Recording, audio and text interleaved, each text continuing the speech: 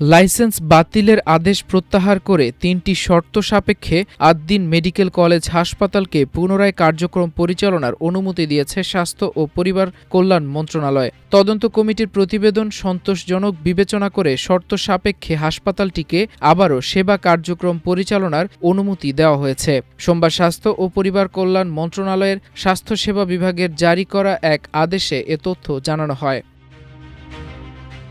স্বাস্থ্য মন্ত্রণালয়ের আদেশ অনুযায়ী ৬ নবজাতকের মৃত্যুর ঘটনার পর হাসপাতাল কর্তৃপক্ষ যে আপিল করেছিল সেটি পর্যালোচনার জন্য একটি তদন্ত কমিটি গঠন করা হয়। কমিটিকে সরেজমিনে হাসপাতাল পরিদর্শনের নির্দেশ দেওয়া হয়েছিল।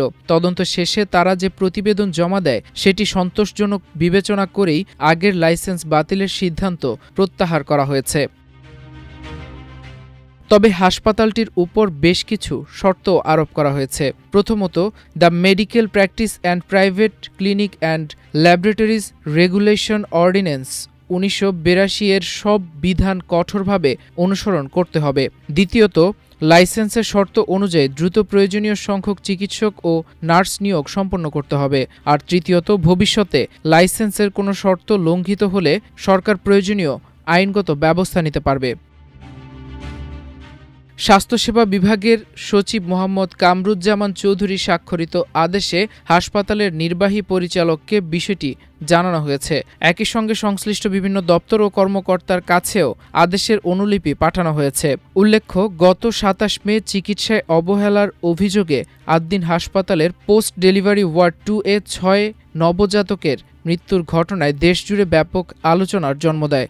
এরপর স্বাস্থ্য মন্ত্রণালয় একটি তদন্ত কমিটি গঠন করে।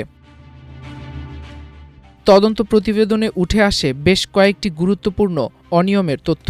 প্রতিবেদনে বলা হয়, ওয়ার্ডে অক্সিজেনের স্বল্পতা ছিল, দীর্ঘ সময় ধরে শীততাপ নিয়ন্ত্রণ ব্যবস্থা বা এসি বন্ধ ছিল, বিকল্প ভেন্টিলেশনের ব্যবস্থা ছিল না এবং বাতাসে কার্বন ডাই অক্সাইডের মাত্রাও বেড়ে গিয়েছিল।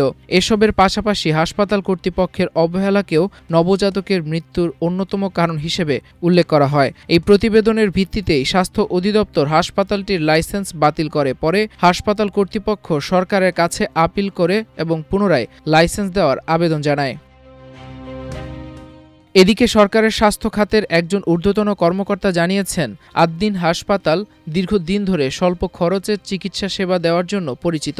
হাসপাতাল কর্তৃপক্ষ তাদের বিভিন্ন ত্রুটি সংশোধনের উদ্যোগ নিয়েছে এবং প্রয়োজনীয় সংস্কারও করেছে বলে সরকারকে জানিয়েছে। ভবিষ্যতে আরও উন্নত সেবা নিশ্চিত করার আশ্বাসও দিয়েছে তারা। এসব বিষয় বিবেচনায় নিয়েই সরকার হাসপাতালটির আপিল গ্রহণ করে পুনরায় কার্যক্রম পরিচালনার অনুমতি দিয়েছে।